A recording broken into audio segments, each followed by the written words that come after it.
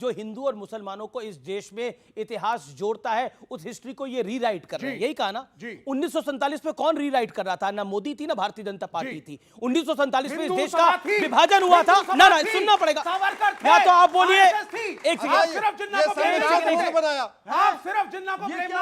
क्या बोल रहे हैं आप? सिर्फ मुस्लिम लीग को ब्लेम, तो किसको ब्लेम करेंगे? अगर जिन्ना गलत था, हिंदू महासभा भी गलत थी। अरे बांटने वाले नेहरू और जिन्ना गलत, हिंदू महासभा यही पे गोली मारी थी।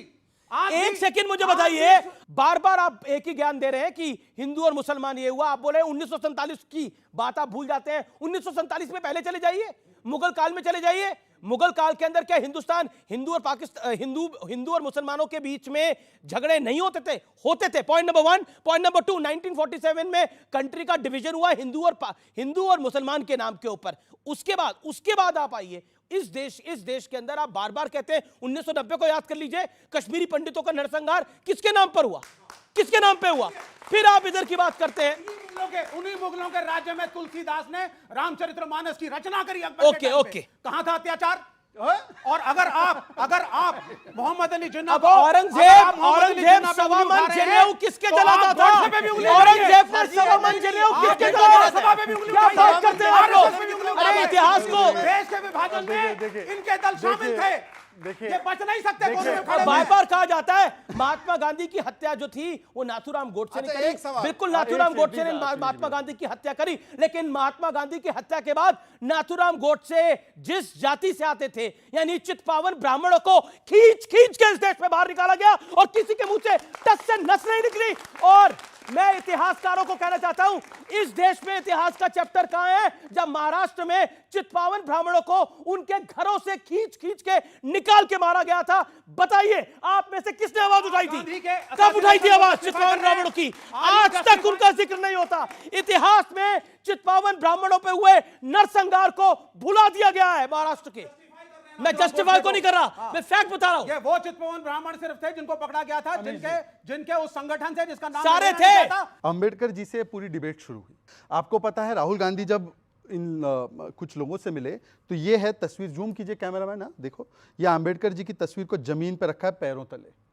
ये अंबेडकर जी के सम्मान की बात करें जिन्होंने 2 बार चुनाव हराया है, जिन्होंने भारत रत्न देने में विलंब किया, जिन्होंने कुमारी शैलजा का अपमान किया। और वाल्मीकि जयंती के दिन पर national OBC chairperson of Congress mister Ajay Yadav ने इस्तीफा दिया, यह कहते हुए कि दलितों का और ओबीसी का अपमान होता है। सीताराम केसरी की धोती फाड़ने वाले अब अंबेडकर पे बोल रहे हैं, जो आरक्षण के खिलाफ 1961 में, 1980 में, 1990 में लेटर लिख के कहते हैं कि बुद्धों को आरक्षण मिलता है, वो बोल रहे हैं। और लेफ्ट ने अंबेडकर जी के बारे में क्या लिखा है, एक बार जाकर कम्युनिस्ट पार्टी का लेटर पढ़िए अंबेडकर जी के खिलाफ। अंबेडकर जी हराना चाहते थे लेफ्ट पार्टी को। आज विडंबना देखें कि लेफ्ट भी जय भीम कर रही है, तो यह अंबेडकर जी की जीत है। ओके मृत्युंजय, पॉइंट ये है कि ये जो तस्वीर दिखाई है, तस्वीर सार्वजनिक है और बहुत वायरल है, जिसके अंदर अंबेडकर जी की तस्वीर जमीन पे पड़ी है पैरों के पास। क्या आपको लगता है वो जायज है?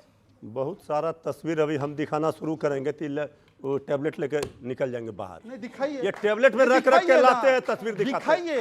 सुनिए, हमारे टैबलेट से इनको क्या परेशानी है भाई? 900 चूहे खाकर बिल्ली हज को चली। ये अंबेडकर पर ज्ञान देंगे? ना, दलित विरोधी बीजेपी का चरित्र रहा है और ये ज्ञान दे रहे हैं अंबेडकर पर। एक बार कम से कम सोच लिया कीजिए कुछ बोलने के पहले। अच्छा, ये दलितों का अपमान करने वाले लोग, दलितों पर अत्याचार करने वाले लोग, ये कम से कम अंबेडकर जी पर कम ही बोले तो अच्छा रहेगा। मेरा सवाल शहजाद सर से है कि सर जो बदरुद्दीन साहब ने ये बोला है कि जो पार्लियामेंट और एयरपोर्ट वक्फ बोर्ड की प्रॉपर्टी पर बना है तो ठीक है, बट उसको उनके पास वो डॉक्यूमेंट्स प्रूव करने की जरूरत है, ना कि इस पर राजनीति करने की। इस पर राजनीति क्यों कर रही बीजेपी पार्टी, जबकि ये बोलना चाहिए कि उसके पास डॉक्यूमेंट्स दिखाए और अपनी प्रॉपर्टी ले ले। अच्छा, संसद ले ले आप कह रहे हैं? नहीं सर, प्रॉपर्टी पर संसद ही है ना, प्रॉपर्टी पर दावा है। अगर सर प्रूफ होता है तो मतलब क्या, अगर देखिए एक सेकंड, सवाल क्योंकि शहजाद से आया इसलिए, और 20 सेकंड में शहजाद जवाब। बेटा ऐसा है कि जब ये सेंट्रल विस्टा और नई पार्लियामेंट बन रही थी तो आपको पता होगा बहुत सारे पेटिशन लगाए थे कई लोगों ने। इसमें से एक पेटिशन ये भी थी कि ये वक्फ की लैंड पे बन रहा है, तो हाईकोर्ट ने बोला कागज दिखाओ। कागज दिखाया तो पार्लियामेंट के इर्द गिर्द की जमीन, पार्लियामेंट वाली जमीन नहीं, उसमें 6 प्रॉपर्टी निकली जिसमें एक सुनहरी मस्जिद एक्सेट्रा एक्सेट्रा। उन्होंने बोला पर इस पे तो गवर्नमेंट कुछ कर नहीं रही है, तो इसके लेकर आप पार्लियामेंट पे दावा कैसे कर सकते हैं? तो उन्होंने बोला हाँ ये तो बात सही है, चलो निकल लेते हैं और पेटिशन फाइल। एक सेकंड, तो मेरा ये कहना है हम टैबलेट लेकर इसलिए घूमते हैं क्योंकि हम आधुनिक युग के लालटेन लेकर घूमे क्या? लालटेन लेकर घूमे क्या? टैबलेट में फैट होता है, प्रकाश लालटेन में फैलाता इनका है। टिमटिमा सर, रहा है, दिल्ली में बुझ जाएगा, सर, बुझ दिल्ली जाएगा। में बहुत ऐसा दिल्ली गरीब में आप गरीब दिल्ली में LED लालटेन की बात मत आप करिएगा, देखें ही दिल्ली ना। में लालटेन की बात मत करिएगा, यहाँ पोल्यूशन बहुत है और लालटेन केरोसिन से चलता है, पोल्यूशन करेगा। तो वक्त है एक ब्रेक का, ये देश है हमारा में। ब्रेक के बाद मेरे युवा मित्र उठाएंगे कुछ ज्वलंत सवाल जिनके जवाब बहुत बहुत जरूरी है। आप देख रहे हैं वीकेंड का सबसे भरोसेमंद कार्यक्रम, ये देश है हमारा।